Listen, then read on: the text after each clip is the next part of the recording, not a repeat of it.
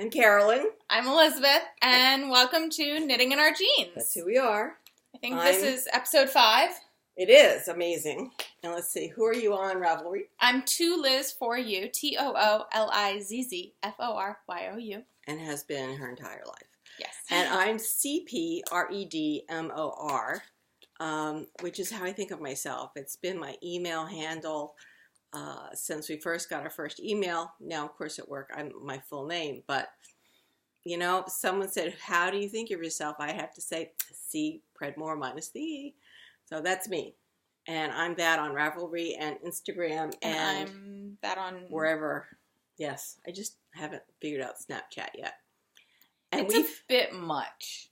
Yes. I mean, it's the only time I've got Ravelry. Yes, you've gotten Ravelry down, and you've gotten very good at Instagram. If you've seen Instagram posts from us in the last week, they've been pretty much from her.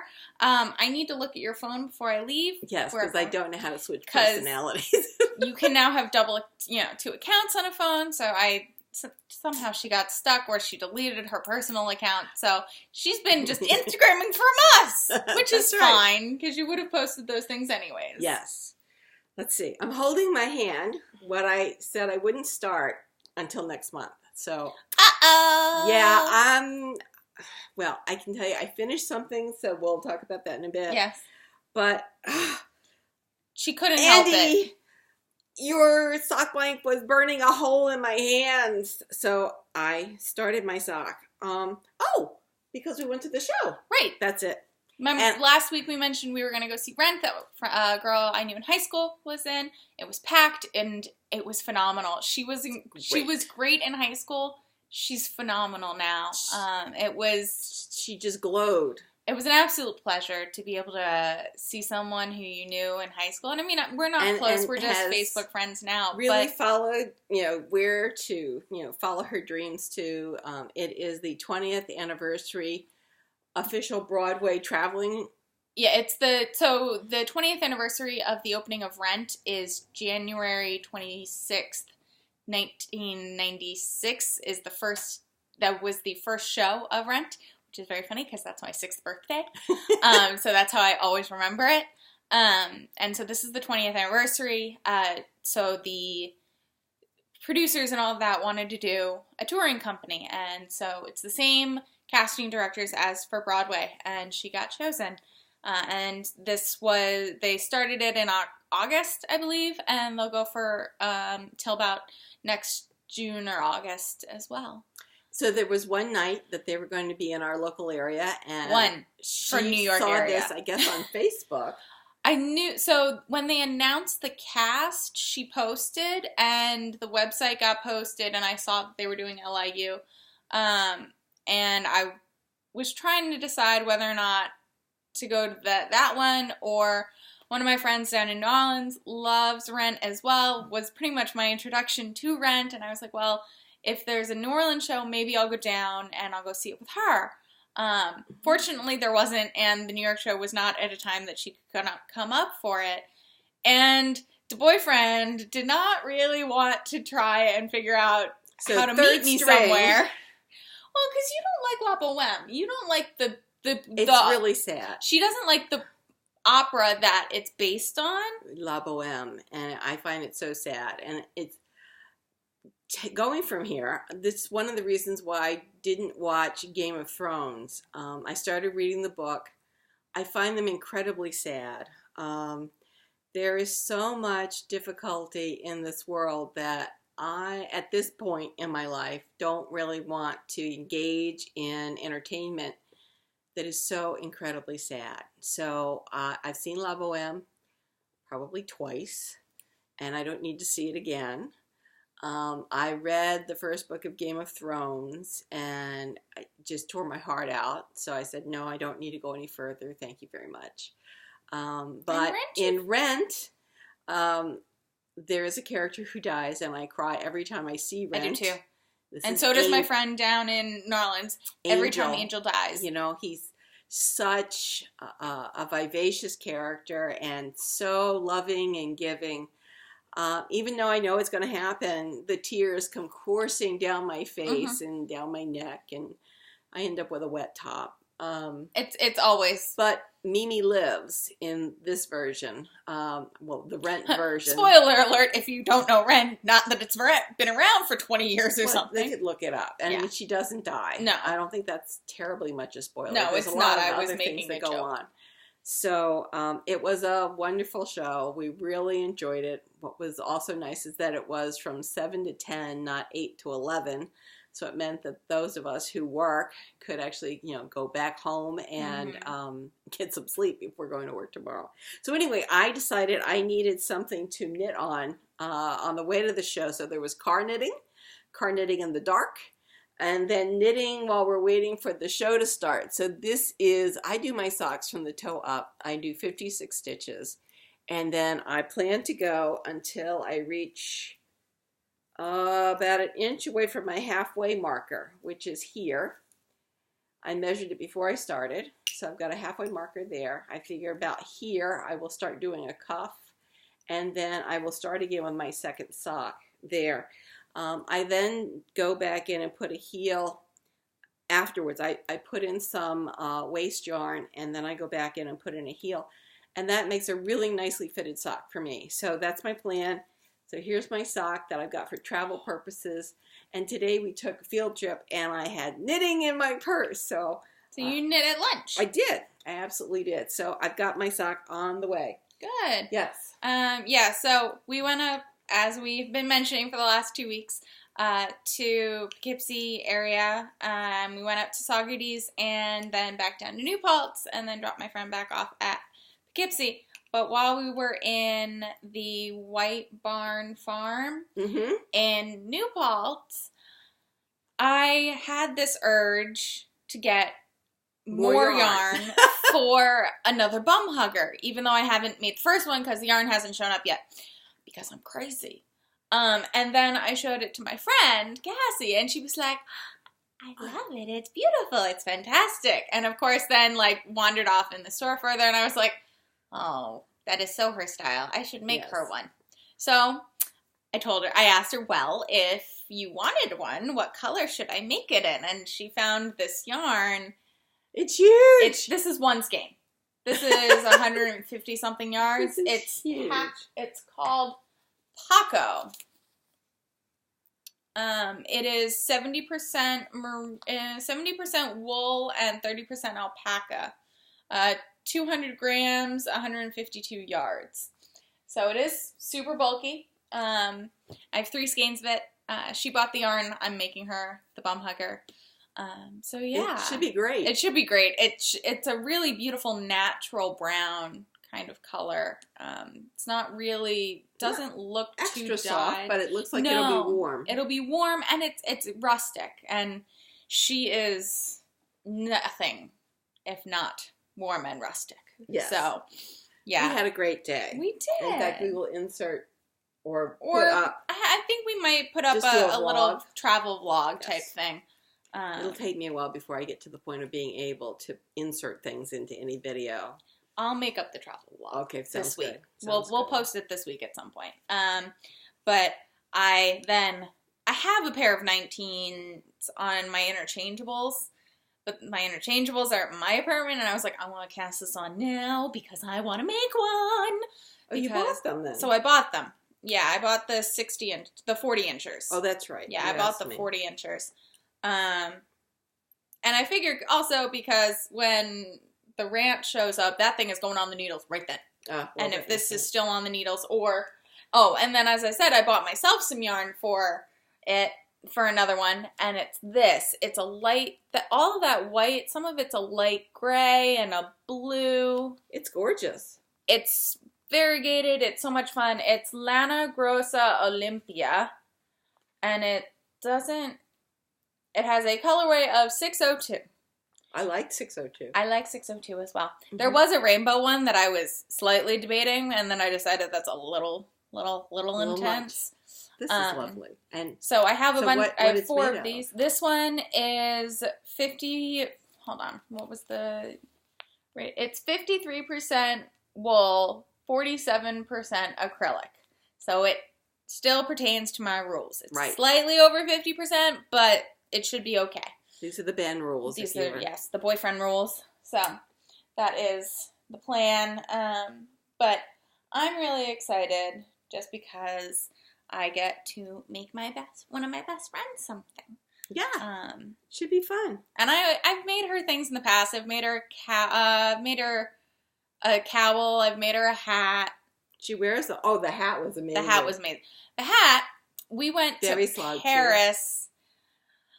2013 was Paris? Yes. Yes. January of 2013, we went to Paris with Mom and her students, and I was making Cassie this hat. It was a Vogue pattern from Vogue magazine, and it was huge. And Cassie has like curly hair, and she wears it, usually it's long and down, and so it looks really good with the big slouchy hat. And it's green, and it's beautiful. I finished this thing as we got to Mont Saint-Michel, and the girl wore it. Constantly. Going up and down Mont Saint-Michel. It was so cold. Hot. But it was also so hot doing the walk. Yes. In that hat. She was like, I love you, but I'm going to take this off. I was like, that's fine. That's fine. It was a really cold day in January at Mont Saint-Michel, and if you know anything about it, it's on this little tiny island. Well, every high tide becomes an island. And the wind was ripping through that castle. So it wasn't bad as we walked up the one road that they have up to the castle.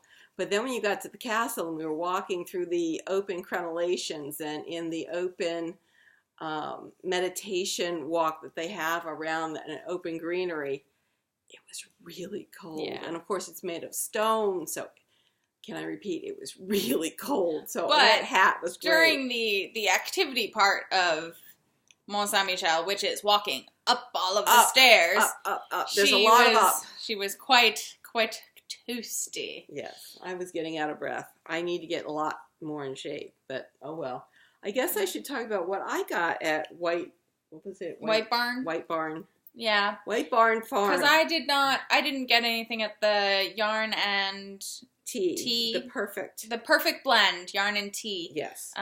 There were a few teas that caught my eye, but they were in large containers. They're large quantities, and I think I have to drink my tea stash down a little bit further before I can really invest more. And my little corner in my apartment is slightly being taken over by tea. But Mother made a killing. She had rules for today as well. Yes, she did. All right, so I'm trying to find. I lost this game. All right. So at the White Barn Farm, they had some local. Well, they have a local flock of sheep in the backyard, which we waved at, and I did buy 2 skeins of the yarn made from those sheep. It's called Heaven Fingering. Yes, Heaven Fingering. I have 80% Cormo, 10% alpaca, and 10% silk. Wow. They're 186 yards, so I've got a little over 300. I got 350 yards.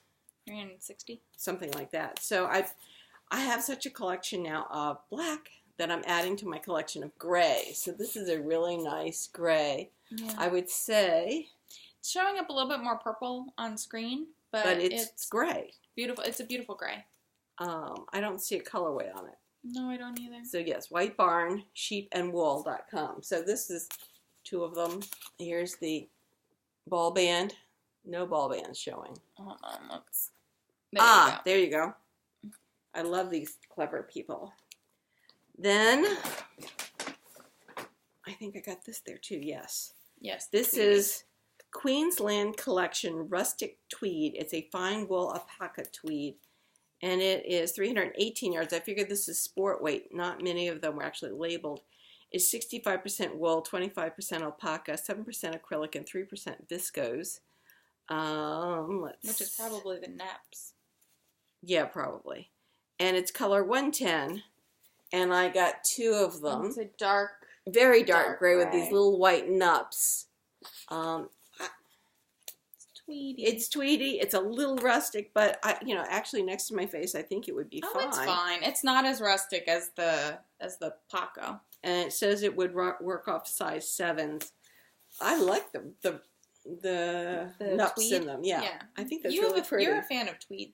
I am, but excuse me, I like the fact that this is plied. Some of the tweed I have is not plied, it's single ply, and I really do like working with at least a double ply. So I have that. What else is it? Oh, and then I did buy some DK. So this is, oh goodness. Oh, where's the Into the World? Thought you got that at... I didn't get any Into the World. I got this. Oh, Mad Tosh. Yes. Not Into the World. Okay. And then I also got, I think this was... That's at the Perfect Blend. This is the Perfect Blend? All right. Yes. Ignore that. And then I got 2 skeins of Mad Tosh. Tosh Merino in Dust Bowl. Both of them are Dust Bowl. And it's a brown gray. Right. So I have a Tin Can Knits pattern that I'm thinking that I'm trying hard not to cast on immediately because I have some Christmas knitting to do. But it with the Miss Babs Ghostly and Ghost something else that I picked up at Rhinebeck, I looked at the pattern, and this pattern actually has a yoke in it. And in the pattern, it shows a white or very light top. Is it the Snowflake? I'm not sure. I haven't started it. Okay. I think it is maybe Snowflake. Anyway, and I have black, but I said, you know, I'm not sure that I want black. I wear so much black. I'm trying to get away from that. So my beloved here said, Mom, try some gray. So this is why I bought the Mad Touch, just so that I would have enough to do the yoke in a gray and then go into the Ghostly that I had bought. So I think that that'll work. And the Ghostly is a DK. So, and I may run out of, well, no, I think I'll have just enough of this. So it should work. And if not, it's still my sweater. So what the heck. So that's what I got at the White Barn. I got 5 skeins, all in gray, some fingering, some sport weight, some DK. And then we had also gone up to Saugerties, New York, where it was the perfect blend of yarn and tea. And it's a cute little store. Both places we went today had yarn knitting groups there, so we weren't really felt a little odd going into all the rooms. Everybody was very helpful. My coat covered my, what I'm wearing today is my Haida Food, or Haida Foodie. Foodie? And it is made in, I believe, Neighborhood. Yes, that's Neighborhood rustic fingering. Yes. I don't remember the colorway. We'll have to look it up. But anyway, it was hidden by my coat, so all anybody could see was all this expanse of black. And I'm kind of wandering in, looking around, you know, trying to see what's going to catch my eye because, as I mentioned, I needed some retail therapy. And I was looking for DK Sport Weight Gray. I mean, other than that, I didn't have much in the way of specifications. And I have to give props to White Barn. They came over, they asked if they could help us. We said, we're just really looking at the moment. And they went away and they left us alone, which was lovely because there was a lot to explore there. Yeah. At the Perfect Blend of Knit and Tea, we had a very solicitous woman who was very excited that it was our first time there. I think that was our mistake. Yeah. Telling her it was our first time there because she wanted to be incredibly helpful. Yeah. And I'm given to understand that there are some knitters that want a lot of help in a yarn store, and that's great. We are not those people. I'm not that person, right? Unless we ask. Unless specifically. We ask. But I wasn't going to be unappreciative of the woman's help. So I said I was looking for DK and or sport weight. And she really did go around the store pointing it all out. And then she wanted to help me with the yardage. And the answer is I have no limitations on my yardage. I knew I was going to do some damage today, and I intended to do it. So I just let me be. Mm-hmm. And of course, it was different lighting in the store than there was outside. So I had to keep bringing things from the back and bring them up to the front light. But she was a lovely woman. She offered us a fresh cup of tea and was chatting with us all the while. I did find this Dove Stone DK. It's by Baba Ram Yu. It is 100% British, spun and dyed in Yorkshire. So, Dan, if you ever get to watch this, spun in Yorkshire. It's a blend of 50% Blueface Leicester, the dear woman at the store called it Leicester. Leicester, 25% Wensleydale long wool, and 25% dark brown Masham. Now, I've never knit Wensleydale or Masham, so I'm excited to figure out exactly how this will work. It's 252 yards and 100 grams, so it's sport weight, worst DK weight, and I think I will fit it into a sweater. It's called Dovestone Coal, the store's The Perfect Blend, and I really like it. It's a nice gray. It is really, I don't have a problem with wool, so I really do like the feel of it. I think that some of my blue face luster that I've worked with before has been a little rustic. And there was one from Vogue Knitting Live that was... long one. The long wool. Yeah, the Leicester long wool that was very rustic. It was very good for socks, but I wouldn't have wanted it near my face or my neck. This, I think, with the combination of Wensleydale and Masham, it has, and plus the way that it has been perhaps spun and plied, is giving it a really nice hand, and I'm looking forward to working with that. Then I found, nope, that's this. Then I found a haiku yarn called Petaboo 1110, which is another gray, so I fit to my rules today. The color is 1110. This is 80% merino superwash and 20% bamboo, which is what caught my eye. The very sweet woman in The Perfect Blend was going around saying, but this one is bamboo, and I don't know that I've knit with bamboo yet. I have bamboo. I also have linen. And so those are some of the explorations I want to continue with, because you bought me the linen from Barcelona. And I have a particular summer sweater, summer top that I want to do that in. So I think we have to experiment. We have to get some other linen to see how to soften it up before we know it. Because I think it's going to be rough on our hands. I did wash my sampler, and if you wash it, it does. So maybe we put in a mesh bag, mesh bag. We put the linen skein, tie the linen skeins a few more times. Ooh. And That's an idea, and wash it beforehand. Wash, yeah. I like it. Now, was that something made by the store there? Because you also Yes. got me... Yeah, no. So the Baz lace, the stuff you made those socks out of, yes, that was just local. That was Barcelona. something in the girls or something. Yeah, Greta girls. Yeah, that was lovely. That's a local Barcelona artist. But the linen is the shop. Okay, so I have it. I did make up the socks from what she bought me from Barcelona. Was it 2 years ago? Yeah. Yeah, and I have the linen yet to go. So anyway, I got excited about this. This again is a gray. It is very much a uniform color gray. So obviously haiku. It's a larger firm, so no variations in that. And then another possibility to work with my snowflake. Oh, a Malabrigo. This is a Malabrigo. It's called Rios. Oh, Rios. That's what I thought. Okay. 043 Plomo.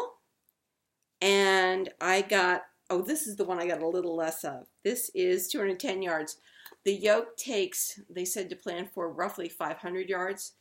I'm not overly concerned because I've got more than enough of the colored yarn that I wanted, my ghostlies, which happen to be one of a kind. So I have more than enough of the ghostlies to do the rest of the sweater. So whatever I don't have with this, you can just start the color change. I can start the color change early. And what I do like about yarn is the slight color change. Mm-hmm. I really don't like the flat colors as much anymore. And I know that's a personal choice. And obviously this was basically one color. There are some color gradations, and I think almost any hand-dyed yarn will have some color gradations in it. I guess I'm spoiled by hand-dyed yarn. I can remember when I first started knitting that all you could get was, simple, plain color, one color all the way through. And one of the things that I found by joining Ravelry when I did was this cornucopia of colors that we can choose from now. And I'm just blown away. It makes me want to just knit like crazy and keep going and going and going. And so I may never stop knitting. So, something I was working on Yes. while we were hanging out last night and on the ride up is a hat. It's called the Strandvarlua 2015. It's Norwegian. Okay. So, guess who's just using the Chart. Because it was free. And just making it up as she goes along. If you guessed me, you were right. You were right. So I have, this is also in the 3 little It's going to look oinks. a little lavender, but it's really great. The little oink piglet things. Oh, that you got at India Untangled. Yeah. So I'm going to bring more money next year to India Untangled because I didn't even buy all that much. So I that's know. the first little section of the flowers.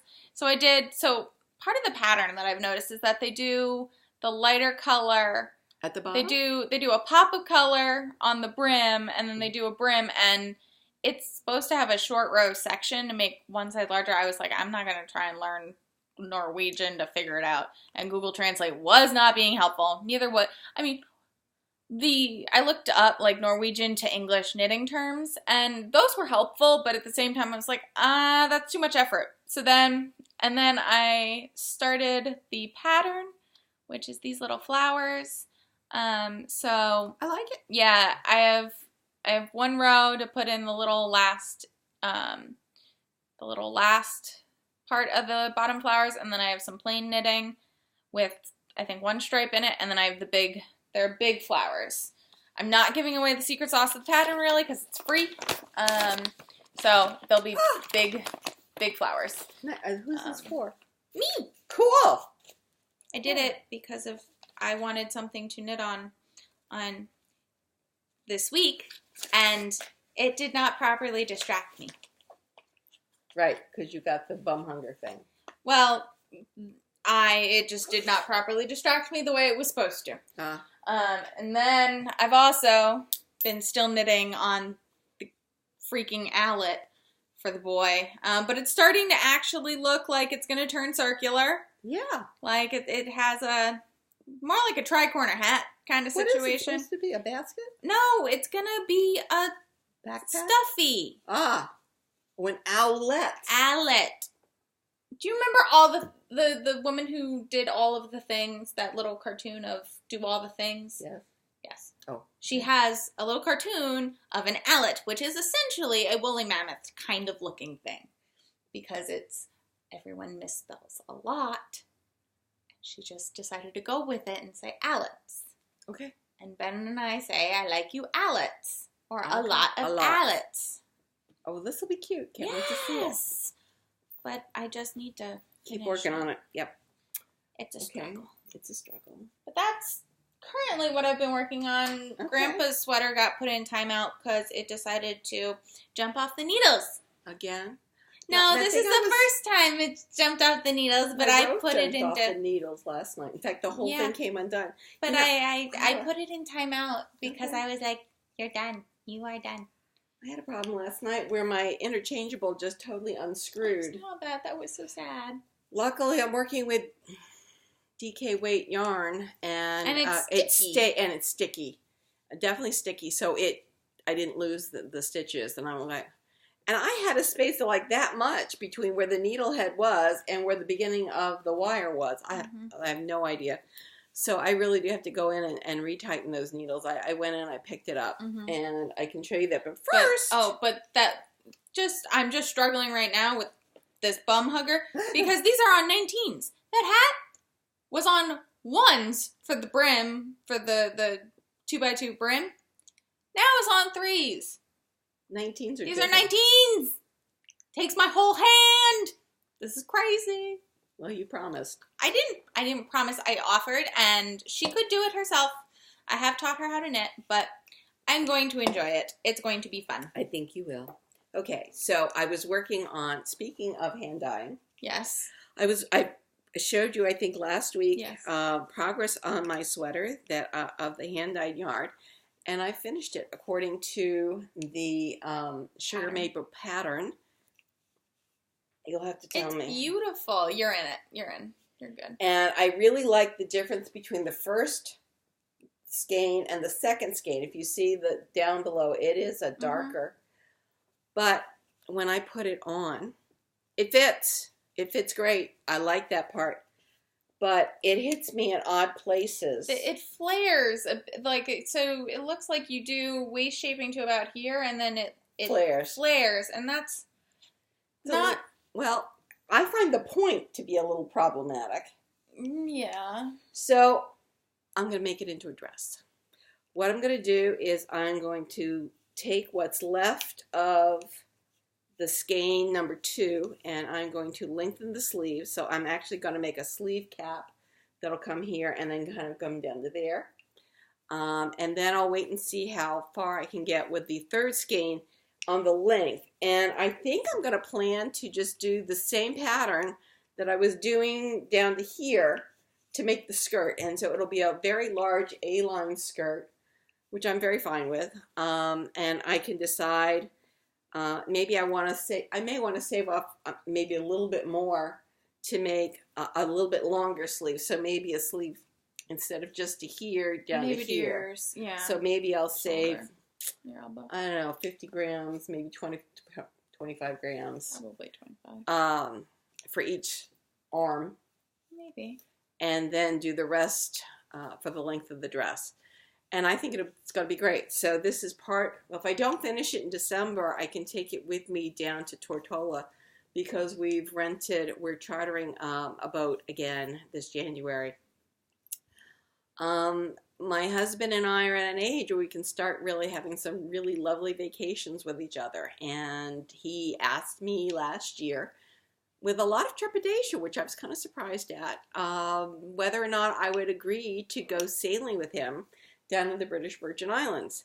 Somehow he had forgotten how much I love to sail because I really hadn't been sailing in 20 years. Because we didn't own a boat. No, we didn't own a boat. And when people think about inviting people sailing, they don't think about women mostly. They think about men because our group goes racing. And we have one woman who does go racing on just about anybody's boat. I, though, had this one to get to her social calendar up until she drove, and then sometimes people were at our house.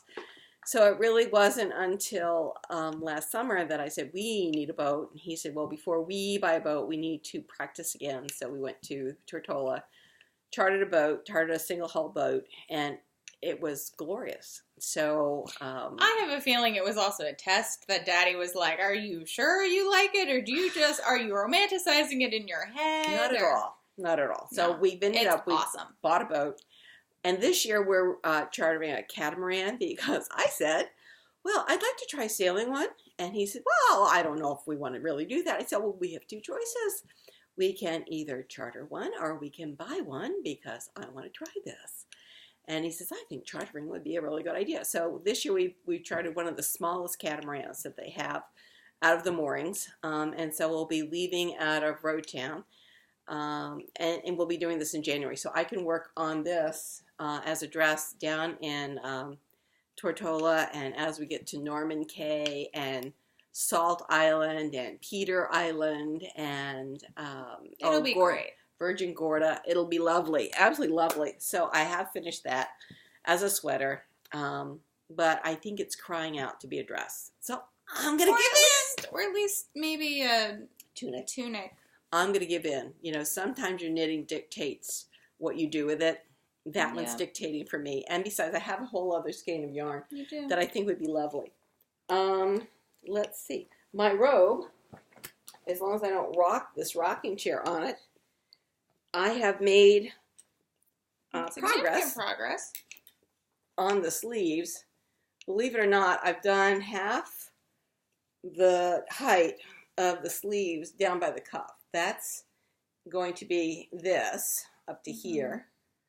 And then the other side. So what you're looking at is a quarter of the cuff right down here. And of course, as it took me a while to get out to that length, this is actually going to be deeper. And then you start decreasing 9 stitches at a time. So I've done row 15. I need to get to row 32. So I have 17 more rows to do. And then I start going back this 9 inches, this 9 inches. And will come back Stitches, up. not inches. Stitches. Sorry, stitches. So I am very pleased with this. So these are the back of the sleeves. And then hopefully next week I'll be able to show you fronts of sleeves, but we'll see. And so I've been working on that pretty assiduously. Well, I was obviously monogamous on the sweater pretty much. Yeah. To get that done. And then I've got this robe. I have started Dad, but I haven't done much work on Dad. He is at least into the water and doing more of the water. So I have made some strides with that. I do love my wooden needles. Yeah. With all the knitting that I do, those wooden needles help save me a great deal. Yeah. Yes, absolutely. Well, you want to talk about, you were so excited in the car talking about the baker. So we listen to a lot of other podcasts, as I bet many of you do. And something Mom told me about yesterday and then promptly told Cassie about in the car today was something that the bakery was doing. You seemed very excited about it. I think it's really neat. What they're doing is they have decided to go on almost a snipe hunt, but it's more like a treasure hunt. I'd call it a treasure hunt. They're following clues. So they got handed an envelope, and they opened it up, and there was a clue inside. And of course, for anybody who watches Bakery Bears, which I think is the universe, they know that Dan knows a lot of British history. I mean, he is certainly a academic student of British history. And the clue was definitely steeped in British history. And I think of the Yorkshire Dales and Yorkshire in general. I have a general knowledge of British history, but being a solid, stuck in the East Coast American citizen, I don't have half as much as Dan has. So anyway, I'm watching, I think it's episode 62 where they've done this. And so they get to a fort that has been covered over with grass. I mean, it was a fort, I think about a century ago. And they found another clue. And from there, they went to a town. And from there, they went to another fort. I mean, it was really lovely. And they got some chocolates. It was a great way to look at several different sites. And the clues were amazing. So I really enjoyed it. What a great idea. And then they ended up that part of their podcast by saying, oh my goodness, we have another clue that's going to give us a start of what we should be doing for the next time. And there were 3 sentences. And I started looking at this and I started doing some research and I could understand the first sentence and the third sentence. I can't understand the second sentence. What did come to my mind or what I saw from looking up is that when you talk about King of the North, they're also talking about help me here. The television show. Game of Thrones. Game of Thrones. Sorry. And I thought, I can't answer this because I couldn't get through the Game of Thrones. And I know that there's kings of the various areas. I can help you.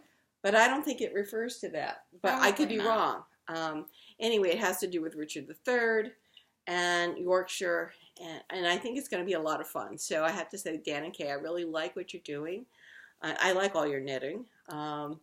I tried to buy some of the yarn that you had up for sale, and we had a patient in the office, and I couldn't get to your Etsy page in time. But there's always the next time, because I saw some of that wonderful gray that Kay had dyed, and I thought, I'm going to get that for my collection, but I didn't this time. Maybe next time. I'll keep trying. So yes, I'm really excited about that. And I like their idea of showing where they're knitting outside the house. So if you look at our Instagram, you can see that I was showing my cast on of my sock in the Tillis Center in Long Island. At Rent, which was really fantastic. And then I knit outside at lunch about a week and a half ago. You had some lovely pictures of knitting outside. Yeah. That was really fantastic. Yeah. You're going to visit me at work this week. I am. I just realized that. I have crossed out my entire Friday afternoon. Oh, my hair is still semi-straight because we did the video taping this week. And I thought it would be better not to scare the alumnus who was, whose show it is. His show is Business and Society. And he's very concerned about ethics in business and has been for a very long time. My school is Manhattan College. We are a Christian Brothers school.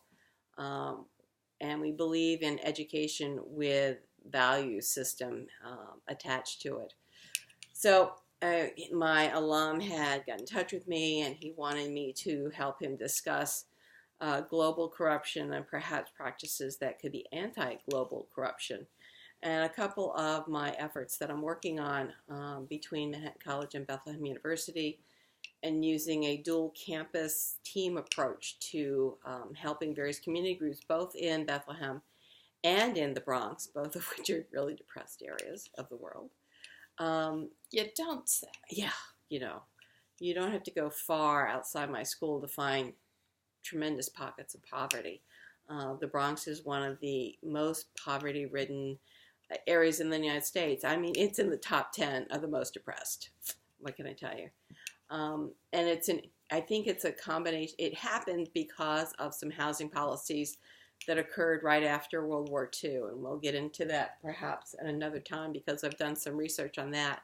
In fact, my honors class last year did their whole semester's work on that and what might be done to resurrect the Bronx. And of course, what you need to find is jobs. You need to find careers. We thought about some kind of manufacturing, maybe some kind of distribution system where people could be hired to work this. Anyway, while I was thinking about that, we were thinking about, also about diverse teams and being able to use a lot of people's diverse experiences to bring different points of view to figure out best practices for various community groups who are presented with an issue, a conundrum, and would like to try to solve it. So I'm working to gather together some team members from Bethlehem University in Palestine and Manhattan College, and when I do talk about it, I have more than enough volunteers from the students. They're only waiting for us to pull the proposal together, and I'm very excited about that. I also have a class that I teach where we go and visit different areas of the world, and our focus is looking at areas that are developing, not totally underdeveloped or flattened. They need to have a spirit for doing commerce and doing business, and then the country itself needs to have some endemic, integral to the country industry manufacturing, so that we could look at spreading what is already native to the country into other areas as possibilities. I know that Peru is the source of a lot of wool. However, in the jungle, it's not the same as being on the mountains, so we're not going to have the same animals. So I don't think that the wool production or the alpaca production is going to be possible in the jungle.